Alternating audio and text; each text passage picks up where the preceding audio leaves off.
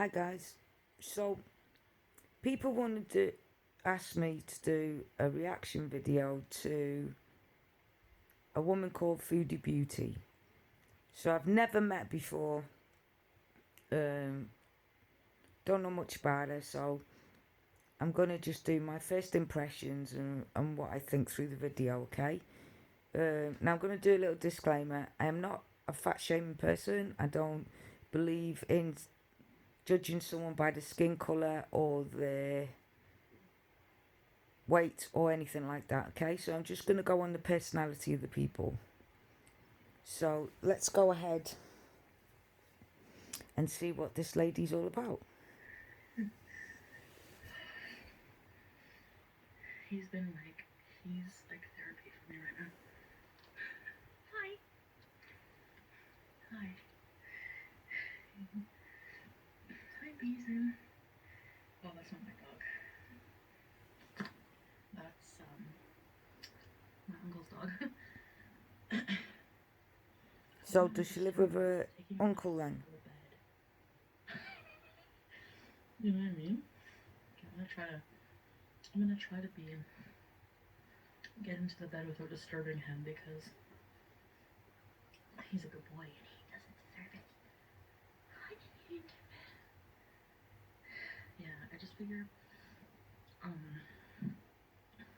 She sounds like a nice, gentle person. okay, there we go. Hi, boy. Come here. Come. Good boy. He loves me. It's a dog that actually follows me to the bathroom and everything. He's so cute. So, yes, I know when people's are huge right now. I'm probably still have stuff in my system. I don't know. Like, I don't know what's going on. Oh no, I smoked a J to relax. So we're relaxing out here. Really. Oh, she takes drugs, okay. So what happened was,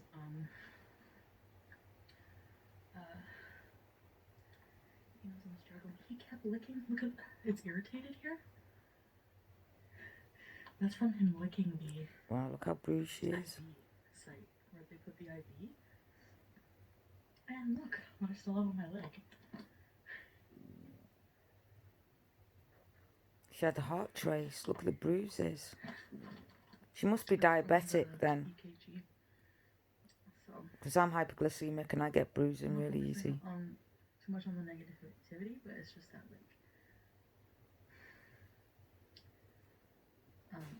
I find the addiction shaming disgusting. And don't tell me it's not addiction shaming because I've had people message my family members and be like, "Your daughter's a crackhead." Oh, that's not nice. Or you're a chunky junkie. That's real. That's real. That's so nice. Anyways, not just that, but what happened was, so last night, I'll tell you the story. So last night, was it last night? I haven't even slept yet today. Last night, let me get comfortable. I don't have my stand here, so I gotta prop my. So what I've worked out is I've watched some of her latest videos and some of her old videos.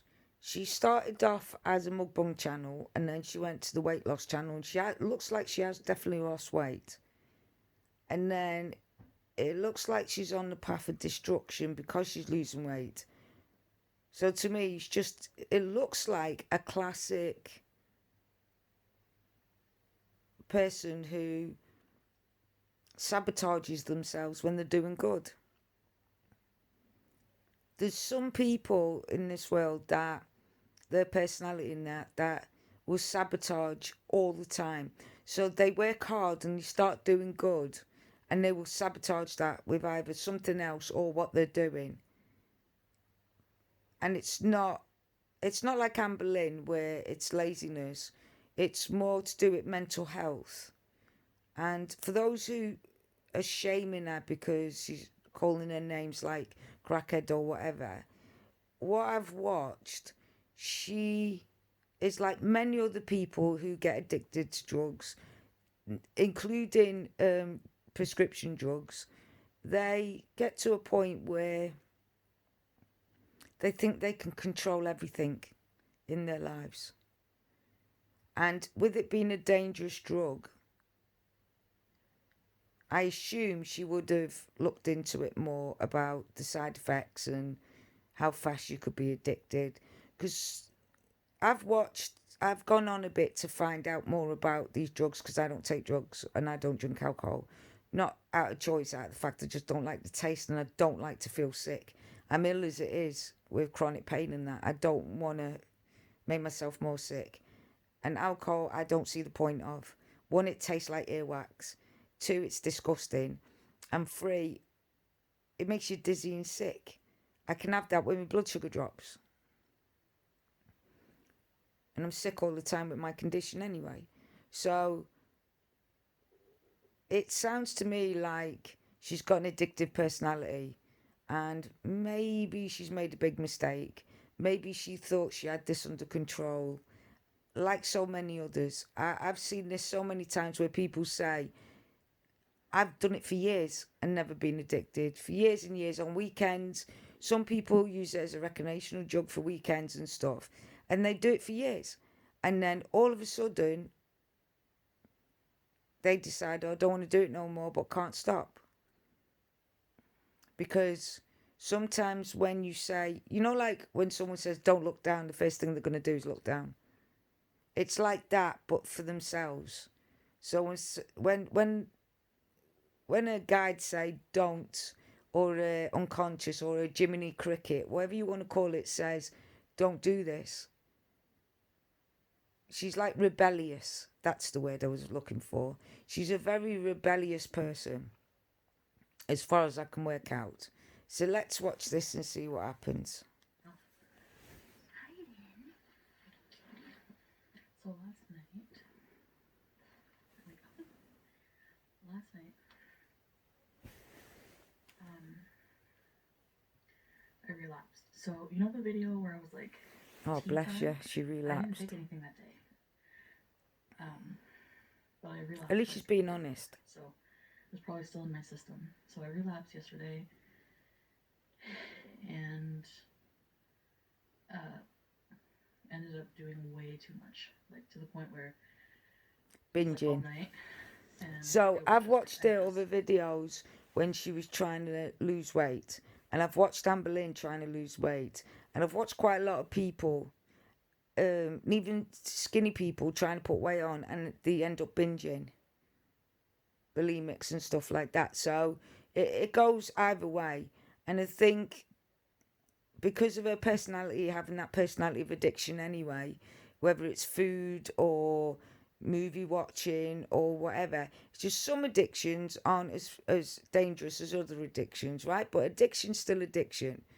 I'm addicted to 80s, 70s, 60s and 50s British TV comedy from that era,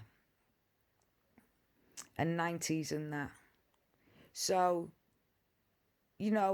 it's sort of like, it's unfortunate that she's got into addiction and the addictions happen to be food, where you need to survive, and unfortunately a recreational drugs she thought was going to be under control and didn't, and now she's relapsed, bless her. So,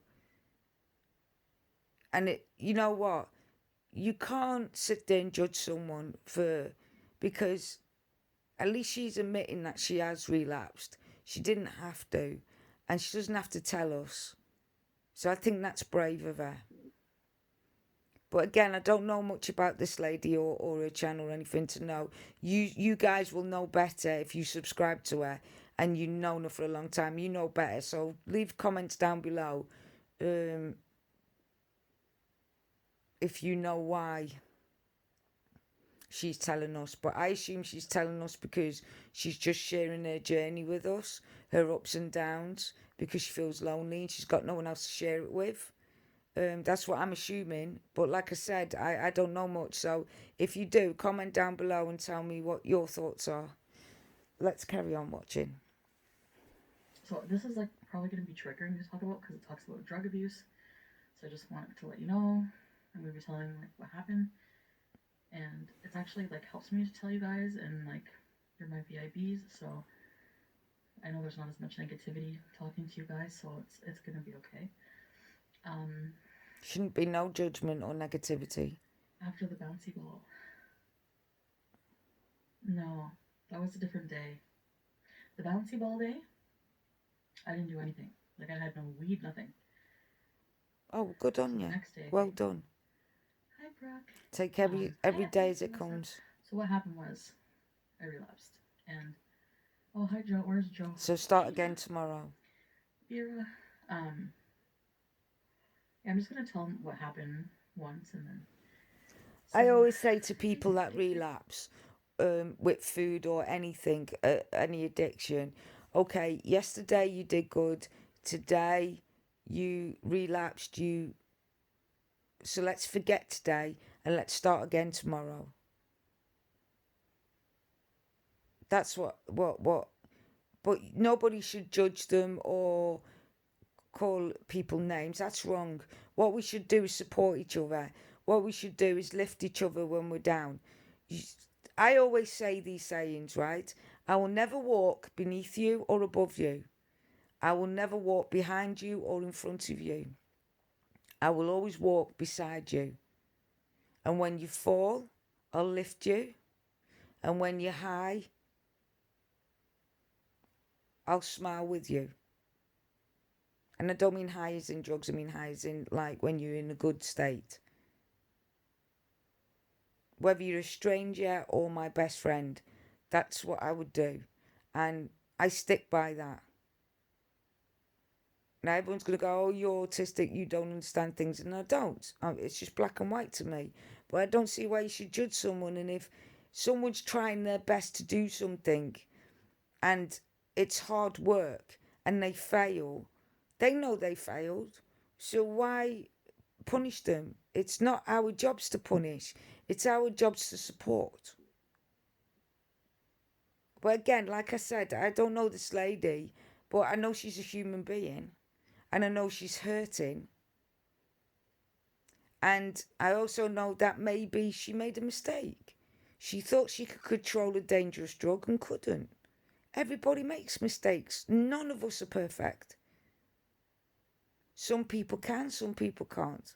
Some people are addicted to food, other people aren't. So why judge? Why not?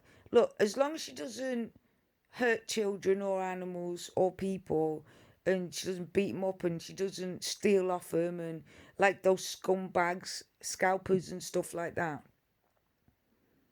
As long as she doesn't do nothing like that, I don't see what calling their names will do.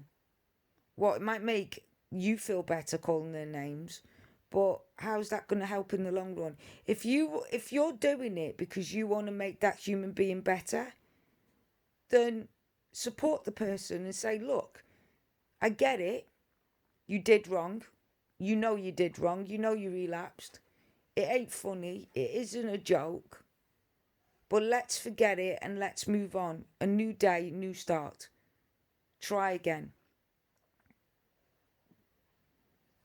But if you're doing it just for the sake of, because you're sad about your life, because I find trollers and people who skip people, I find that they're so miserable with their lives that they want to make the other person whose life is miserable but not as miserable more miserable. And that's how you normally can tell when someone's hurting and they project hurt on someone else to make them feel lower than what they feel. And I don't think that's right. I think that this lady, Foodie Beauty, I think what you should do is if you really, really, really, truly want the person to succeed, the first thing you don't do is ridicule them. The second thing is she acknowledges she relapsed, so she understands. It also frightened her because she went to the A&E. She's also been punished as it is because A, she's relapsed, B, she's got bruising all over her, C, she was in, we call it A&E up here, ER. She had a drip put on, she had heart palpitations, and yeah, it scares her. And then she'll forget about it and maybe relapse again. But we should be there for her to say, okay, you did wrong. Don't do it again. But at least you were honest and you come and told people and talk to people. And let's start again tomorrow. Start again as a new person, a new thought process tomorrow. What harm is it going to do if she starts again the next day to you? What harm? Like I said, if you're not interested in helping this person and you just want to ridicule them, why? I mean, what does it do for you to hurt someone? Does it really make you feel that good? If it does, then maybe you should go see a psychiatrist, to be fair. If you're judging someone on their skin colour or their looks, their behaviour, yeah, I agree. Judge someone on their behaviour, call them out on it, but at the same time, do positive things with it. Help them positively. Don't sit there and ridicule them on their behaviour and then have no answers and no suggestions. What was the point in that? Don't pull them more down than they're pulling themselves down. It doesn't work. But if you're not really interested in the human being and you just want to cause trouble and stuff like that, then have you looked out your window lately? There's people so sad because they've lost loved ones with COVID. Children that have lost a mother or father from COVID who are sad, who this Christmas isn't going to have their parent there or their child there because long COVID's got their child. And you're ridiculing someone to make you feel better. Don't you want to go out and do something like help somebody? Because trust me, helping someone makes you feel a lot more better than ridiculing them, in my opinion. So just bear that in mind. I'm doing a lot better. So I did way too much. I pretty much did like a total of like 4 grams. I don't know grams. I bought I don't know how much grams are in drugs and stuff. I don't even know because I'm word and number blind. But comment down below, is that a lot? Do it in sweets. Tell me, explain it to me like I'm a 2-year-old. Do it in sweets. So like, is it a packet of jelly babies or is it 2 jelly babies or 4 jelly babies? Comment down below and let me know.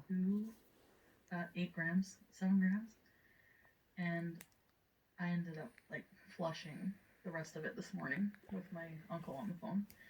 So what happened was, Whoa. So she brought a load of, let's call it sugar. Yeah. She took some and flushed the rest down the toilet. That is so brave.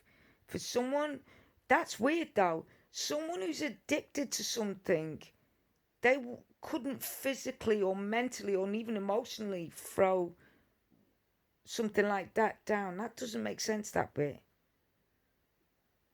Because I was helping someone come off it and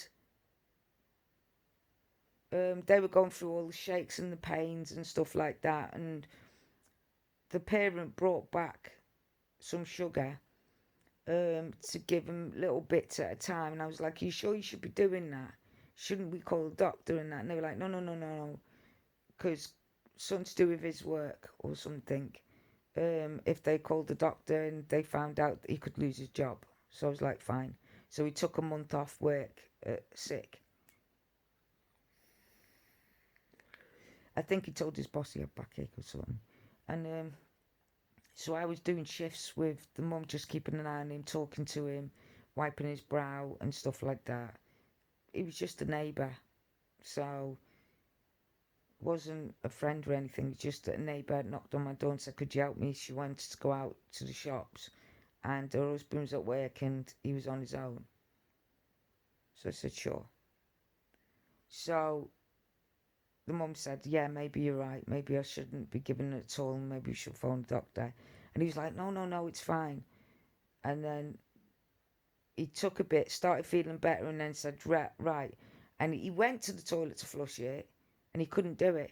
He physically couldn't do it. You saw him trying so hard and saying, I want to throw this away, but I can't. And then his mum said, all right, I'll keep it. And he said, don't throw it though. And I was like, does it make you feel better knowing you've got some? And he went, yeah. And I went, okay, fair enough.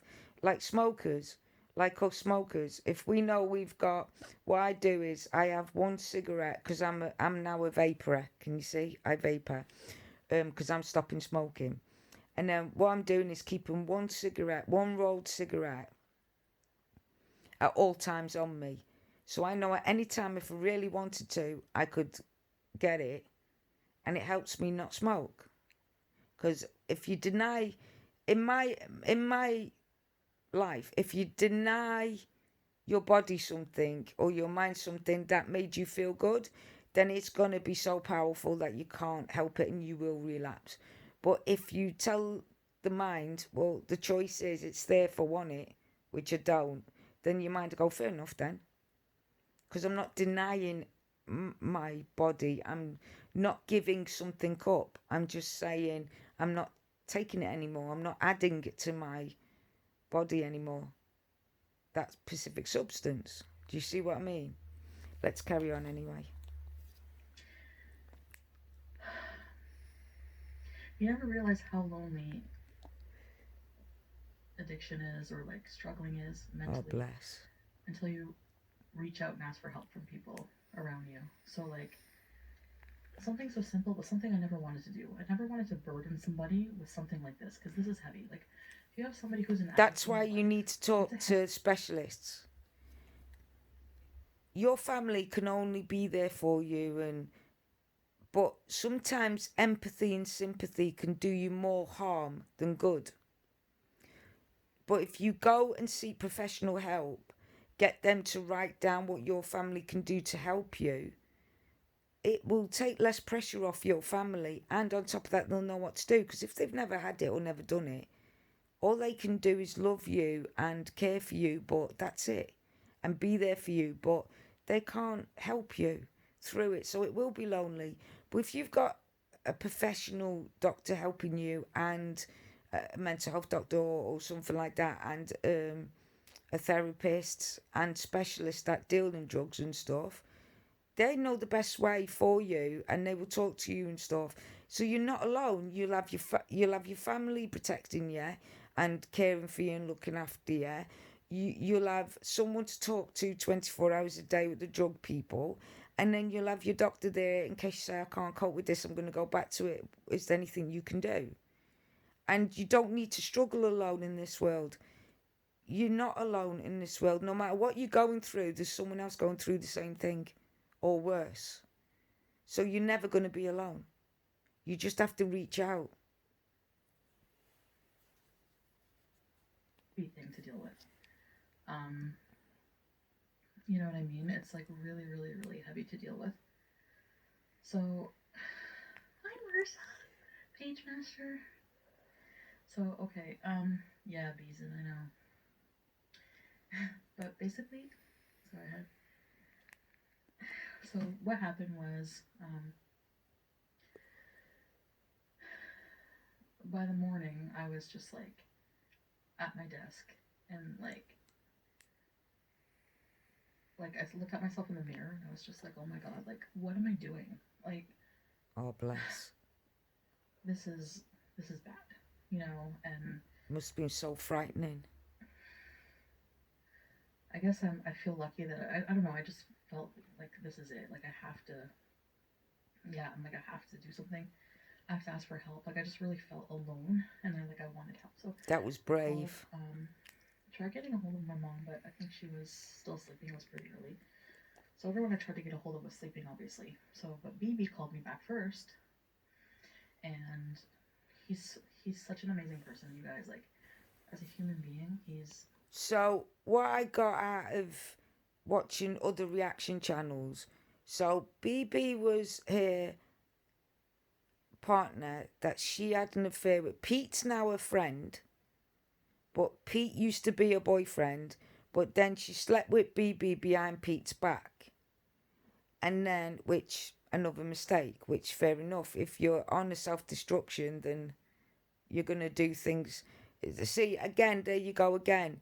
She's boycotting herself. So she has a good relationship with someone like Pete who will love her, who will dote over her, who will stay together forever, who will back her up through thick and thin, who will be her best friend as well as a partner and a lover. And then she thinks, I've got everything I need. And people call that spoiled brat syndrome, but it's not. It's actually destructive because she can't succeed. It's a mental health thing. If you try to succeed, if your life starts to succeed, you can't cope with that. You're not used to that. So what happens is you boycott it yourself, you destroy it yourself. And then you regret it afterwards because it's like a compulsion. It's a bit like OCD in that way you can't control it. It's like a compulsion that every time you start to succeed, you boycott it. And boycotting's another word for, how can I put it so everyone understands from different countries? Another word for boycott.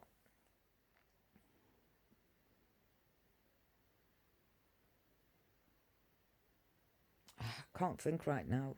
Comment down below another word for boycott if you know what I'm talking about. So she's just going to keep doing that to herself. So she's going to start losing weight, looking good, feeling good. She'll boycott that and she'll eat and eat and eat to make herself feel, because she feels more comfortable in what she knows and very unsafe in what she doesn't know. So she went with BB and then she apparently had an affair with someone else, or Pete again. And then she left BB and moved in with Pete, but as best friends. And Pete's definitely got autism, because I've got autism and we can recognise each other straight off. He's definitely got it.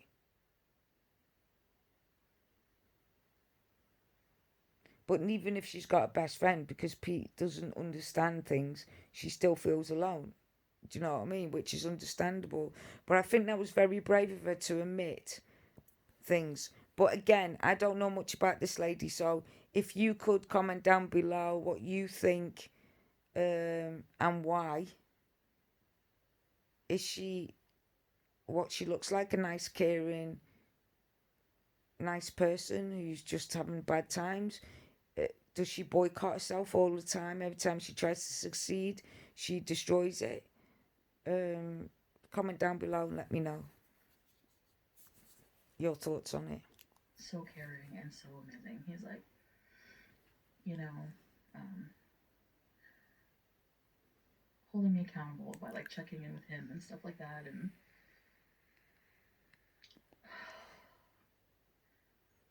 I don't know. He's an amazing person because I did lie to him, you know, a few times. Now she's got regret. And be like, no, I'm not using, you know. You don't want to tell people you're using because then they're on your case about it and you just want to keep using. You know what I mean? But no, I don't want to. I don't want to. This is not my life. Like, when I compare, it's like, okay, an eventual life of like homelessness, just complete, you know what I mean? Like, I don't want like that kind of life. Addicted, homeless, no friends. That's not mine this time. You. I mean, I don't think my family would ever like not support me, but well, I don't know, but or Eurobees, like you guys, my friends, my family, and like my friends, you know who you are, who I've been talking to, family are just like the reason that, or 6 feet under. Yeah, that's what my uncle said. He said, with addiction, especially drugs, like harder drugs, it's like you get clean or you die, pretty much. I hate to tell you this, but it's any addiction. If you're addicted to food, you eventually die.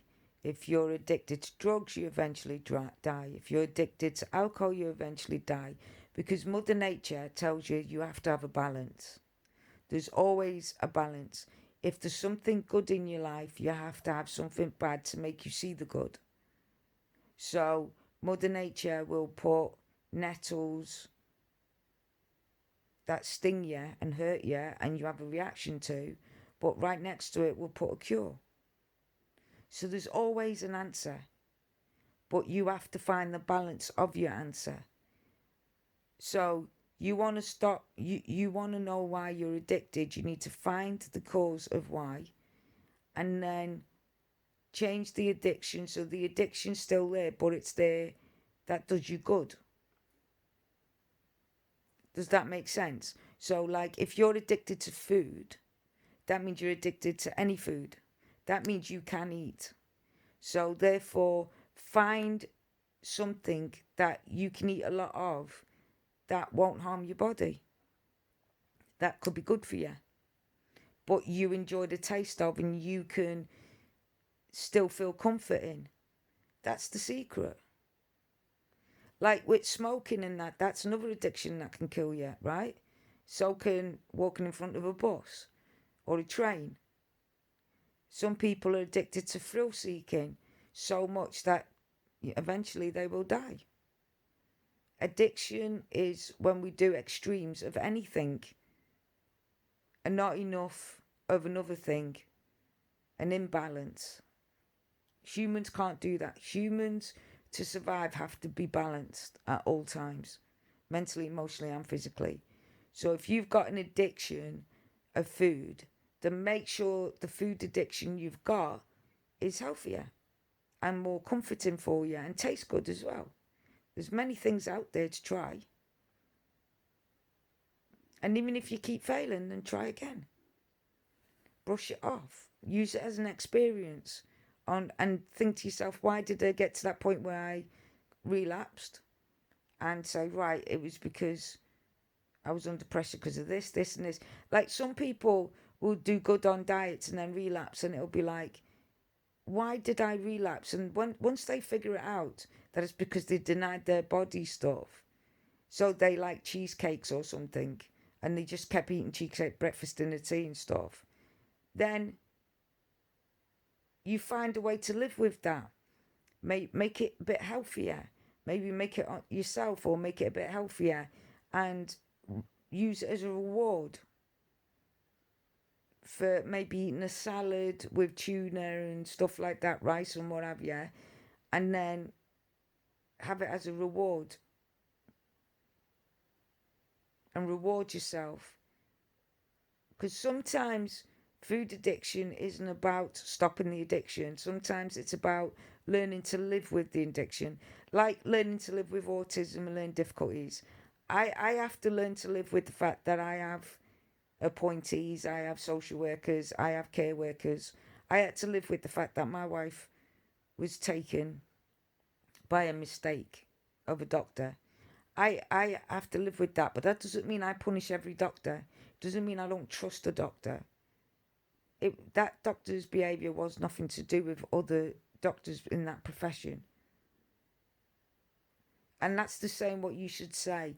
Although you've got a similarity with people with addiction of food, it don't mean you're the same as the others. It doesn't mean it's exactly the same. It just means it's similar. But every person's unique, and every person has a way of dealing with it. And that if they find the balance in them, they find the balance in life. They'll find the balance in how to control addiction. In my eyes, anyway. But I'm not a specialist, so that's just what I feel. So, um, oh, Bobby Joe, I hope you can find the help you need. Yeah, it's like what kind of like She will if she wants it. You know. So anyway, what happened was, my friend died. When? Canadian Timbit? I'm so sorry. No, a lot of people don't survive addiction, you know, and it doesn't, anyway. So, I'm not sure, Brooke, what I'm gonna be if it's good. So what happened is I called and then my uncle called back. I said, "Can you take me to the hospital?" Like my uncle said, "I'm always here for you." Bless you. You know, um, I lost my he's dealt uncle with to a lot of people, COVID like this friends year. in his life that were addicts and stuff, and like gone to NA with them. He offered to go to NA meetings with me.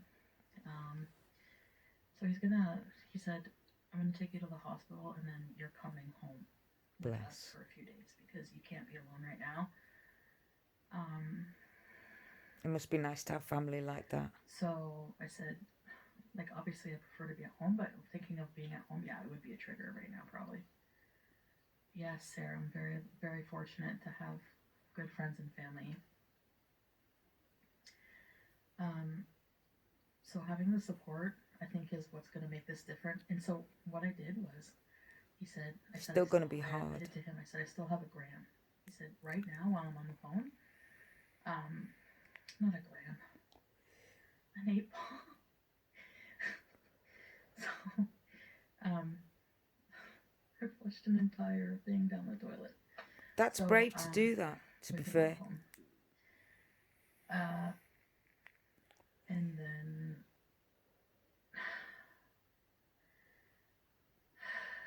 and then, I know, so expensive it was.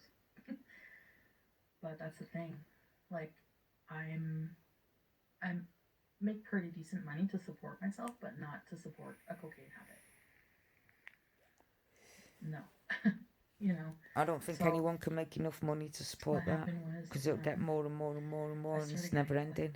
really bad chest pain. Like, and I Oh, have bless. pulmonary embolism. So people blaming me for being a burden on the healthcare system What?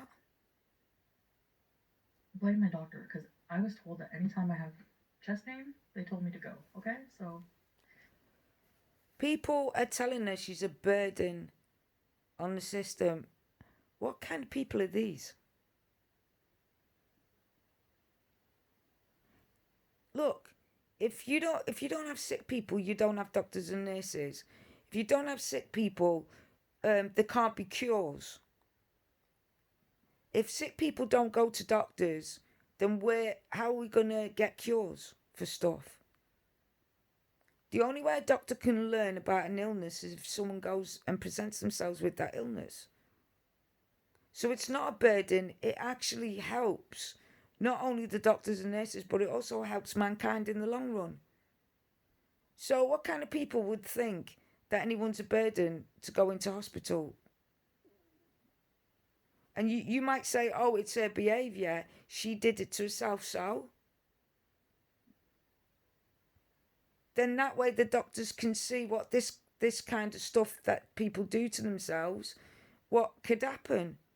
And then that could teach others. You shouldn't shame someone for going to a hospital with chest pains or getting help. And you shouldn't be telling them that it's your own fault, you're a burden. It's not true. Like I said, without sick people, there can't be no cure. If nobody goes to the doctors for cancer, then how are they supposed to know what cancer does and the way it goes in the body and how to solve it? They can't unless they have cancer patients. What are you going to say? That's their fault? They're a burden? No. It's wrong to say somebody's a burden like that. That's not right.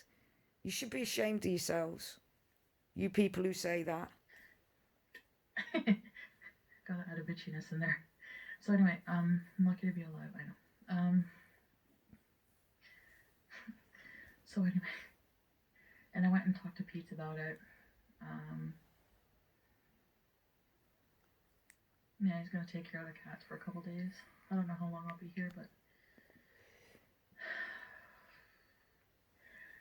anyway, I ended up needing to go to the ER because I was feeling like I was scared. Like I'm not a Bless you. person who. I mean, I haven't used any kind of drugs years and years and years, and it was more like party thing. So I'm not like a habitual, like, you know what I mean. So for me, that's a lot of stuff, and I was panicking. I'm like, you Taking know, one's enough. Shouldn't be so hard on I was yourself. like, You did a brave thing BBW and throw it 420. away. This was not cut. Like it was like pure. Like it was like pure. It, like your whole face is numb, and that's why it's so addictive. Like the stuff I used to do at parties was crap, you know. This was like I've never had that. You're Just gonna seen as an look, emergency guys. If you're gonna blame anyone for addiction, blame the world.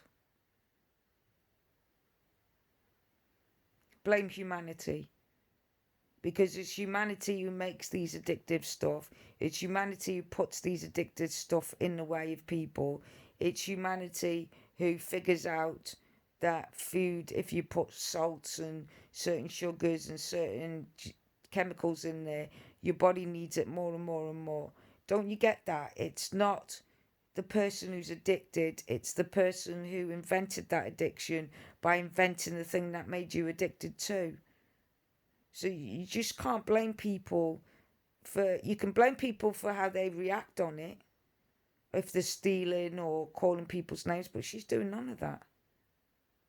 She recognises the dangers. She's recognised what she doesn't want to become. And it's getting to the point, obviously, that she's getting scared now. So, you know, just judge the people who made this stuff, not the people who use it as a crutch. People are so stupid, it's disgusting. If it wasn't Like, invented, it wouldn't be used. Remember that. Because drugs have a negative effect on your whole fucking body, and I want to make sure I'm not dying. No, I mean it is cut, but it's more pure than stuff I've had. I don't understand what she's saying here. I don't get it. A lot more pure. It's really expensive. It's like double the price. And what pure means? Addiction is an emergency when you're ready. Yeah, if you need help, you just go. Sugar. Like it's a medical issue. As far as I know. Dax. Yeah, Bobby Joe, you got this. It's hard. It's really hard. It's not like 100% pure. That's all I'm saying. Anyways, that's not the point. It was a lot more potent. I wonder how they got it in the country. So it didn't take much to become addicted to. Like they do in prisons up the bum and stuff. The service dogs find it. Ooh. Can you imagine snorting something like sugar up the butt? It's after being in someone's poo bag. Oh. So what I did was went there. The nurse is so funny. The nurse was like giving me like a pep talk, you know, like get your life together and blah blah. And that laughs nervousness. To be hooked up to monitors and stuff, and then they did an EKG or ECG or whatever it's called. I gotta get that off my leg.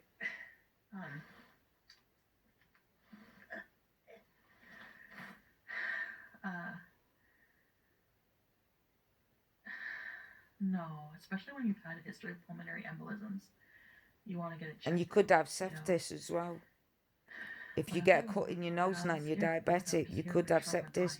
So if you're putting sugar up your nose and you've got a little tiny cut, you could end up with septicemia. Everything was normal. No blood clots. That's good. My glucose random, I don't think that's A1C. It's just like a test they do, glucose random. When last time I was at the hospital, I was like 402. It was 17. Wow. And it's 8, and it's in the normal range for glucose random right now. Like it showed the range. It was like 6 to 10. So it was 8. So I was like, actually, everything was a lot better since the 70-pound weight loss, like vitals wise. That was lucky. My pulse was like 73. My blood pressure was good. It was normal. Yeah, my sugar's down. Well done. But I need to keep on being healthy about it. Like, it's still a struggle. We went to, I didn't eat in like almost 2 days. One day at a time. Right? No. It was like a whole day at least I didn't eat. So I was really hungry today. Little and often. So she's going from one binge to another binge to another binge. They know I'm on a YouTube channel now too because they ask me what I do. So she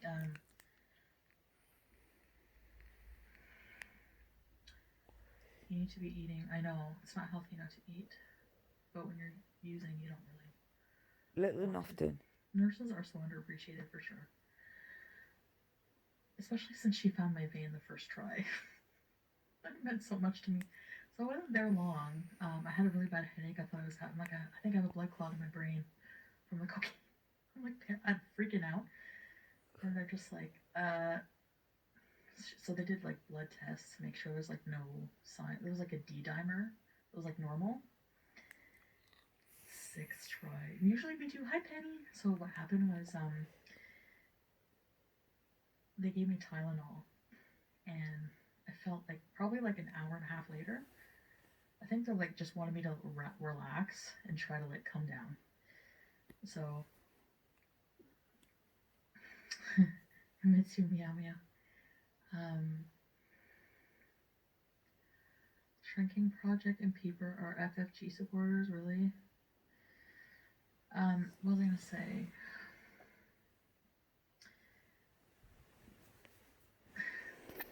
Hi all this time. Sorry about that, No, guys. I've not used. I can't My use hand's here. hurting. Are you kidding? You think my uncle? He's like, you have anything on you? Like, you know? I'm like, check my stuff. Check my stuff. You would never let anything come here. It's like in the middle of nowhere. His house too. Well, it's like boonies kind of. It's not in the city. So, I tell you, you're such a good boy. You're sleepy. So anyway, what was I saying? I wanted to finish my story and I could never focus. Because you're tired. Oh, really, Ivana? How about you all just stop beezing? Listen to my story. Anyways, um,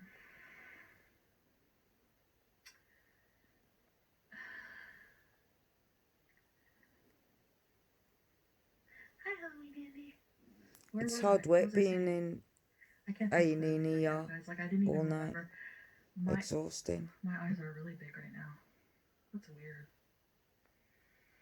It's probably still going to be in my system for a while. I did a lot. I think it's And you know about what? 48 It hours, wasn't isn't so it? bad, like being at the hospital and having all the support. I make a pizza that I last used last night, like yesterday,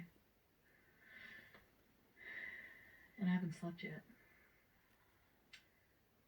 Nope, no, Donna, but I'm tired, and I ate today really well. I had some, so yeah, we went after they picked me up from the hospital. We went to they know my YouTube channel. Went to what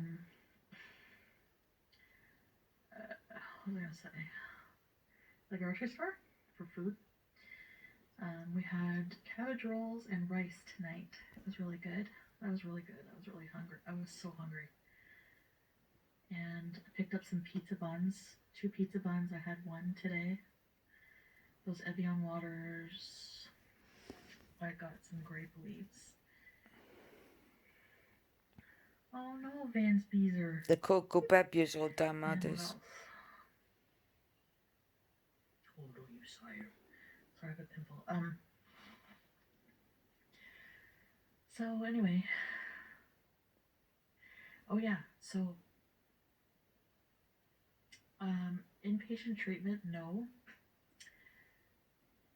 You have to pay for like rehab, thousands of dollars.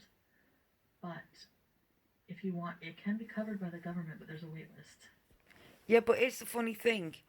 If you calculate how much you spend on drugs, starting each week, each day, and how much the drugs you can lose, not only money, but your dignity, your pride, your house, your job, everything, they look at it as it's not going to be as much for you to get off the addiction as it would for you to stay on the addiction. That's the way they look at it. If you can find the money to buy sugar and a lot of it, you can find the money to pay to stop the addiction so you no longer end up like that.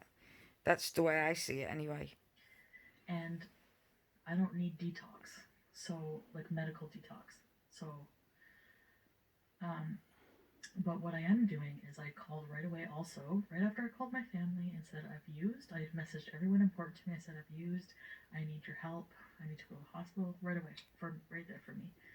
And that motivates me to be there more for people too. You know what I mean? Mhm. Um, I wish I really, really carry a lot of guilt. I wish I was there more for Mike because, like, I talk to him every day. You know, he's somebody That's who the didn't guy that survive his someone passed addiction. away in it. So, um, I always have him in my mind. Maybe you need to forgive yourself and move You on. did all the right things. Um, because, well, I don't know if I need, actually, okay. Because what happened was, Curvy Cutie, hi.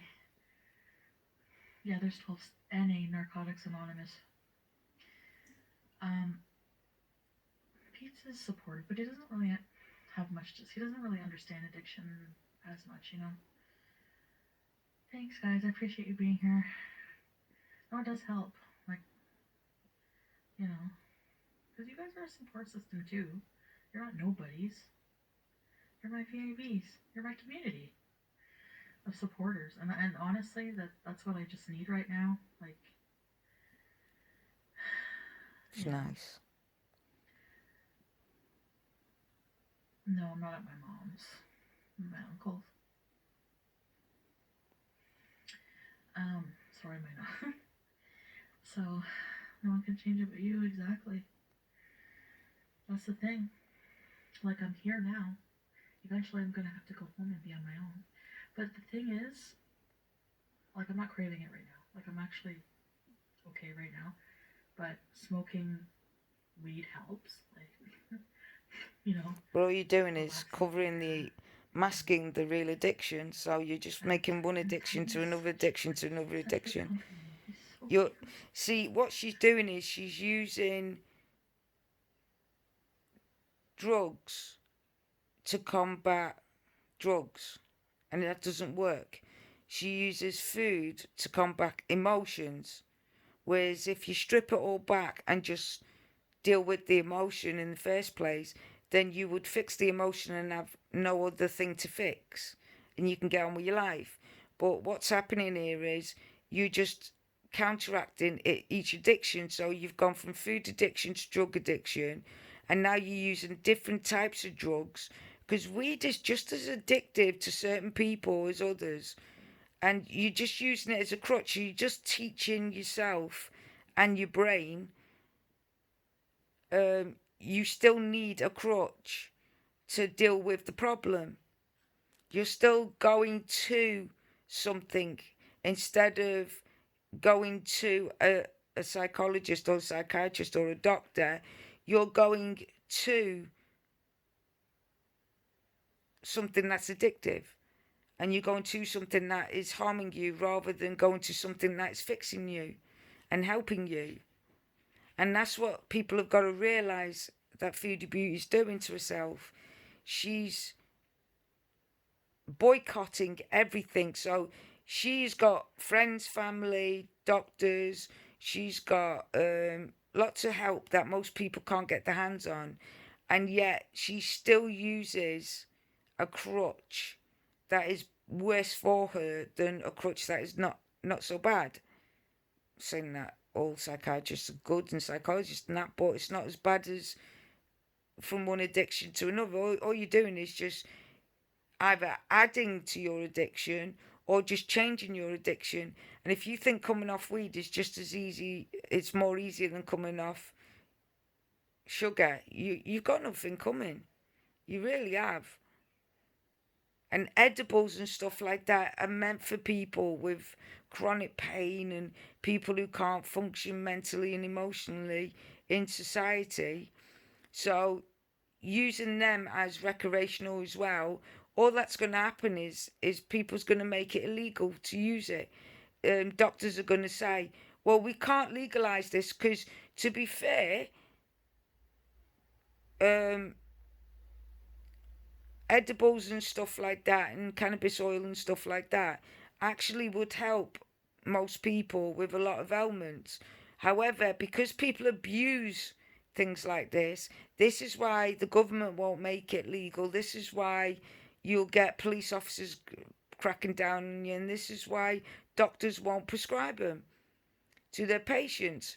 Although their tablet form is probably more dangerous, people are going to abuse and use these drugs, and they don't want to make it legal.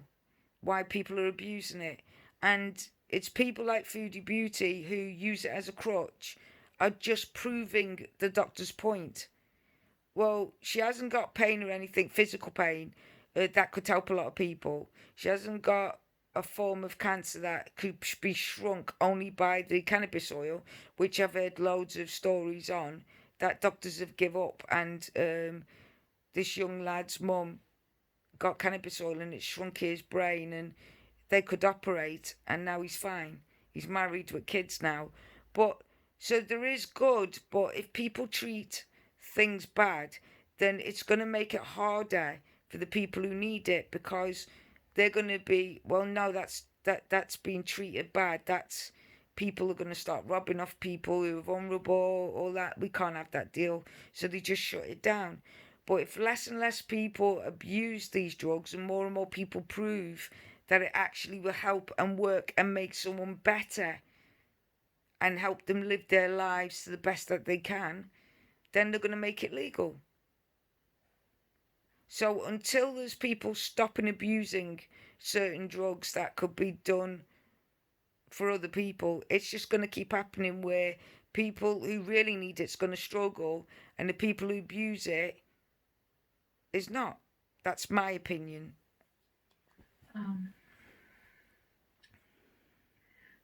Okay, basic. Well, I just won't answer the questions I don't want to answer. But I know. I'm gonna do it. I'm gonna do it. That's good. Cannabis got me through recovery. Yeah, it is, for real. How can a drug get you through recovery with another drug?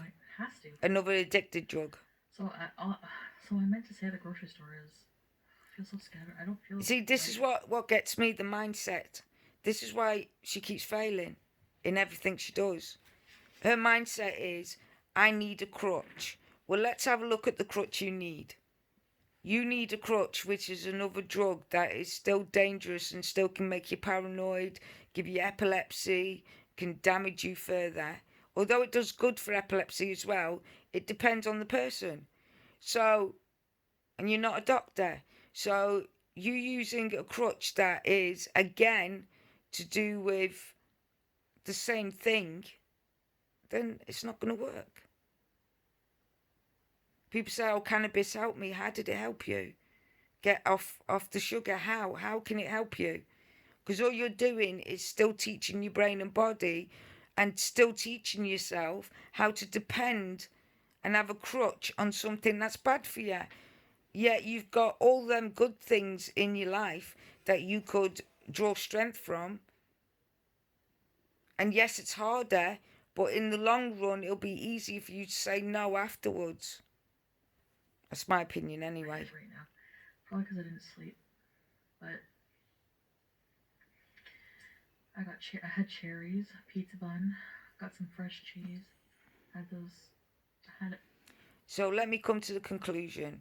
Foodie Beauty, try every day, and if you relapse, it doesn't matter. Start again the next day. Every day's a brand new day, as long as you want it to be. And try not to use, if you're going to have to use a crutch in life to move forward, then try and use positive crutches instead of self-medicating yourself to get yourself out of the medicine that you self-medicated in the first place with. Because all you're going to keep doing is jumping from one to another and always going to have the negative crutch. Go to a positives. And it's harder. I admit it's very harder. But in the long run, you're teaching your body the right way to depend on someone or something than the wrong way. And I hope all the best for you. I'll drop in and keep an eye on you. And for those people who are trolling or calling the names and stuff, look, mate, it ain't helping. And if you don't want to help, then just stay away. Don't say nothing. But if you really truly care for this person, then just, yes, call them out when they're doing something wrong, but then support them. Lift them up when they're down. Don't trample all over them. How's that helping them? Anyway, guys, on that note, all stay safe. Please comment down below, like and subscribe, and I'll catch you on the next one. See you later, alligator.